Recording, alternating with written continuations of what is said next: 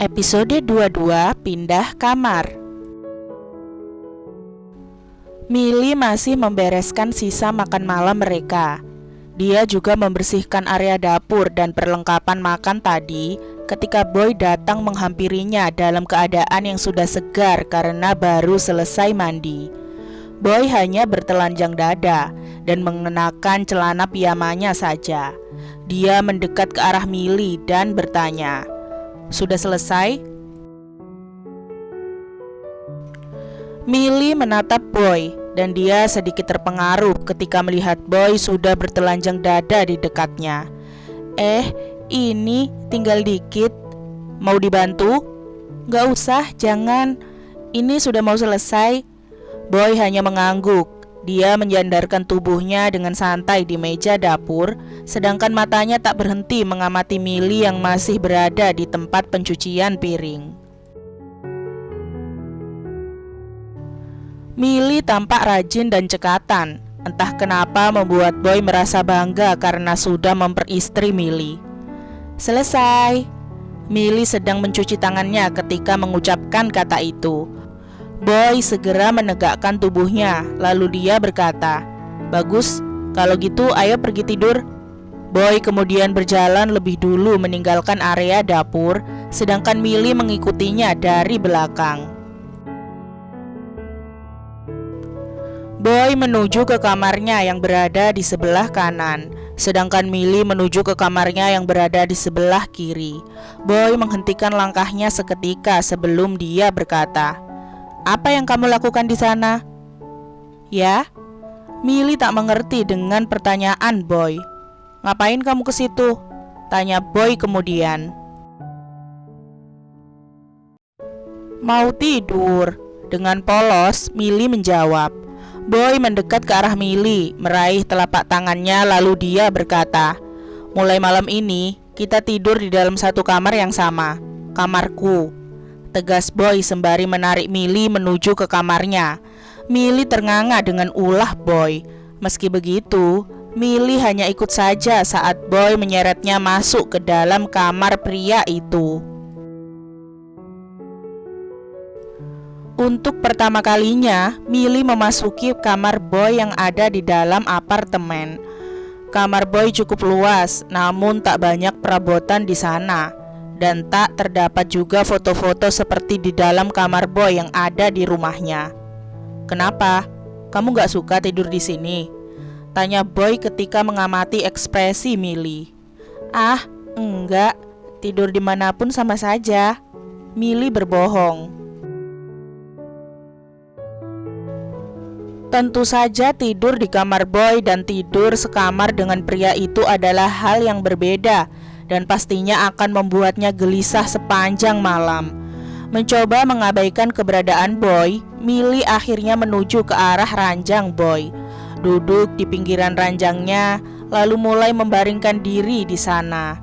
Milly tidur miring di ujung ranjang Boy seolah-olah bahwa Milly tak ingin mengganggu kenyamanan Boy. Boy menghela napas panjang. Dia pun pada akhirnya menuju ke arah ranjang, lalu membaringkan tubuhnya di sana. Boy tahu bahwa Milly sedang gelisah. Suasana canggung di antara mereka memperparah keadaan. Namun, Boy tetap ingin membuat semuanya menjadi mencair. Akhirnya Boy mulai membuka suaranya, membahas apa saja asalkan mereka tak berakhir saling canggung satu sama lain. "Aku boleh tanya sesuatu sama kamu?" tanya Boy kemudian. Hanya itu jawaban Milly. "Kenapa kamu menyukaiku?" Pertanyaan Boy membuat tubuh Milly beku seketika. Milly tidak menyangka bahwa Boy akan menanyakan hal itu padanya. Memang, malam itu ketika pertama kali mereka melakukan hubungan intim hingga terjadi kehamilannya, Milly mengungkapkan perasaannya pada Boy. Tapi bukankah saat itu Boy sedang mabuk? Bagaimana mungkin Boy masih mengingat apa yang dia katakan? "Apa karena aku memiliki segalanya?" Tanya Boy lagi karena dia belum mendapatkan jawaban dari Milly.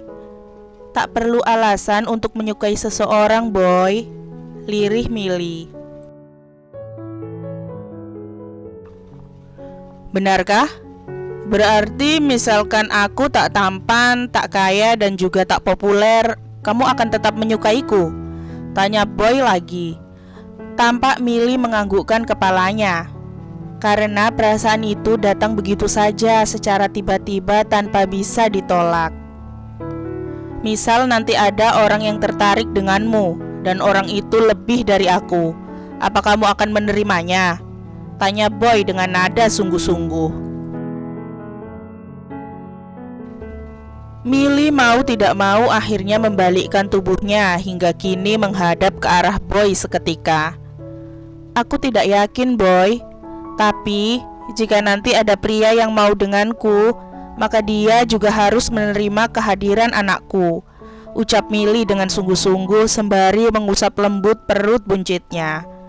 Jadi, kamu nanti akan tetap menerima orang itu meski kamu tidak menyukainya? Tanya Boy dengan sedikit kesal. Rasa suka bisa datang karena terbiasa. Jika orang itu mampu membuatku nyaman dan juga mau menerima anakku, maka apalagi yang kutuntut? Maksudku, dalam kondisiku yang seperti ini, aku tidak memiliki hak untuk pilih-pilih. Pria seperti itu tak akan datang, ucap Boy dengan nada sungguh-sungguh, bahkan sedikit tersirat kekesalan dalam ucapannya. Milly tersenyum dan tampak sedikit malu. Aku juga tak berharap bahwa akan ada yang datang. Maksudku, aku hanya ingin melanjutkan hidup bersama anakku dengan baik tanpa harus memikirkan tentang asmara. Entah kenapa Boy malah menjadi kesal dengan Milly. Apa Milly tak ingin memperjuangkan cintanya? Jadi, kamu berpikir bahwa akan hidup tanpa cinta? Milly jadi semakin bingung. Kenapa Boy tampak ingin sekali tahu tentang apa yang dia rasakan? Kenapa Boy tampak ingin sekali tahu tentang apa yang sedang dia inginkan dan apa yang sedang dia rasakan? Aku hanya ingin fokus dengan bayiku, Boy, lirih Milly. Tanpa diduga, tiba-tiba saja Boy menggulingkan tubuh Milly dan membuat posisi mereka berubah. Boy kini sudah berada di atas Milly, sedangkan Milly masih tampak bingung dengan apa yang akan dilakukan oleh Boy. Boy? Milly bahkan tak kuasa bertanya-tanya pada Boy. Kamu memang harus fokus dengan bayimu, tapi kamu juga harus fokus dengan suamimu, ucap Boy penuh arti sebelum kemudian dia menundukkan kepalanya, lalu melumat habis bibir Milly, membuat Milly kesulitan untuk membalas.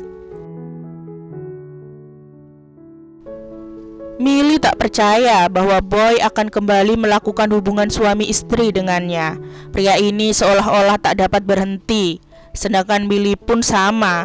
Dia seolah-olah tak mampu menolak apapun yang ingin dilakukan oleh Boy terhadap tubuhnya. Pagi harinya, Milly bangun.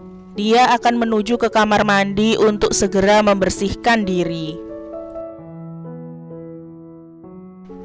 Namun, Boy terasa mengeratkan pelukannya. Ya, Milly kini sedang tidur dalam pelukan Boy, dalam keadaan telanjang tanpa busana. Pun dengan Boy, yang juga telanjang tanpa busana karena tadi malam mereka kembali melakukan hubungan panas. Kadang, Milly bingung. Sebenarnya apa yang dirasakan Boy? Kenapa pria itu kini menjadi menuntut dengan hak-haknya? Boy, aku mau bangun, mandi. Kita mandi bareng. Boy masih setia mengeratkan pelukannya pada Milly. Apa? Milly sempat terkejut karena ucapan Boy tersebut. Dia tak ingin mandi bersama dengan Boy. Dia tak suka membayangkan bahwa pria itu akan melihatnya telanjang bulat dengan bentuk tubuh yang seperti ini. Memang, Boy sudah melihatnya. Tapi selama ini Boy melihat ketelanjangannya ketika mereka di atas ranjang, bukan saat berdiri dan dalam keadaan sadar sepenuhnya. Milly hanya tak suka membayangkan bahwa Boy akan melihat bentuk tubuhnya dengan semakin jelas.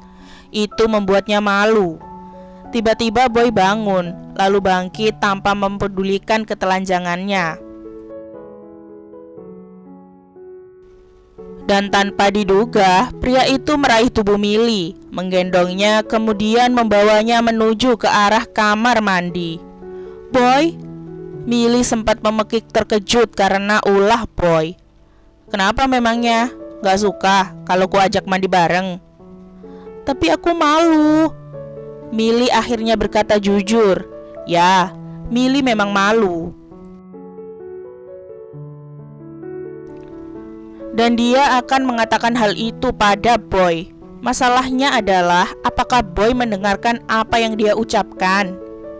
Boy tidak mendengarkannya karena pria itu masih tetap menggendong Milly menuju ke arah kamar mandi, menurunkannya di sana, lalu kemudian tanpa canggung lagi Boy mulai melucuti pakaiannya sendiri. "Boy, kita beneran mandi bareng?" tanya Milly yang masih tampak tak percaya dengan ulah Boy.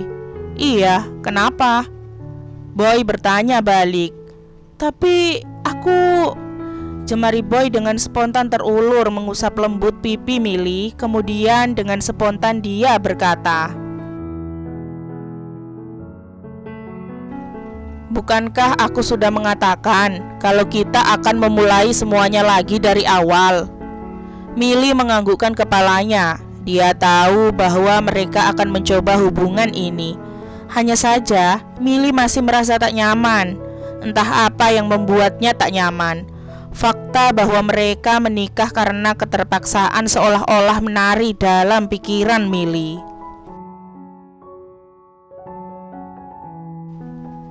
Milly sadar sepenuhnya bahwa Boy terpaksa melakukan semua ini. Lalu, apa dia akan tetap menerima Boy? Apa dia akan tetap bisa hidup baik-baik saja meski pria yang dicintainya ini berusaha sangat keras untuk menerima semua kenyataan ini? Bersambung, nantikan episode 2-3-nya ya. Jangan lupa like, komen, share, subscribe, dan nyalain loncengnya agar gak ketinggalan upload cerita-cerita selanjutnya. Bye-bye. Hai teman-teman, aku bawa info penting nih bagi kalian yang ingin mengoleksi e-book cerita Boy dan Milly.